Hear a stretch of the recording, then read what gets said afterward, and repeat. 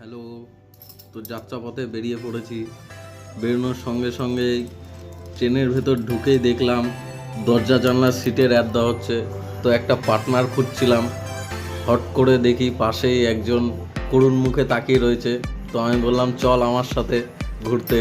তো যাই হোক, একেই নিয়ে বেরিয়ে পড়ল। शाबाश बेटा, बहुत बढ़िया। তো যাই হোক, 2 ঘন্টা ট্রেন জার্নি করার পর গুয়াহাটিতে অবশেষে দুজন মিলে নামলাম। নামার সাথে সাথেই মুডটা একটু খারাপ হয়ে গেল।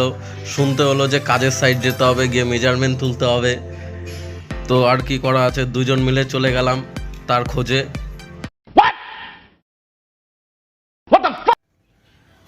তো সাইড যাওয়ার আগে আগে হোটেল খুঁজে নিলাম।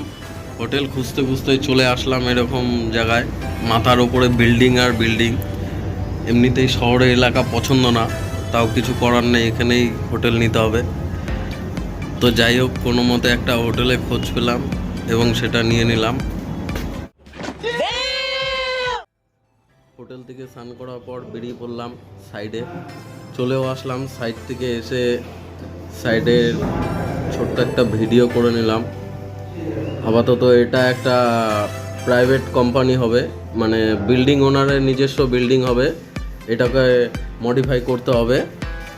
তো এটা কোনো মতে দুজন মিলে দেখে নিচ্ছি এবং মেজারমেন্ট তোলা শুরু করে দিয়েছি। মেজারমেন্ট তোলা শুরু হয়ে গেলে আমরা এখান থেকে বেরোবো।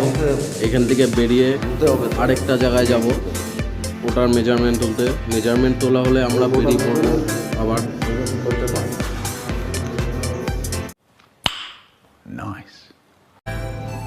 তো চলে আসলাম আবার আইসিআইসিআই পটেনশিয়ালে, এই সাইডে মেজারমেন্ট তুলতে।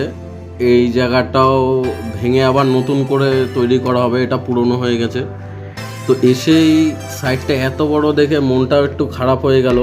তার মানে আজকে ঘুরতে যেতে পারবো না। তো যাই হোক, কাজ তো আগে করতেই হবে। তো শুরু করে দিলাম আমাদের কাজ।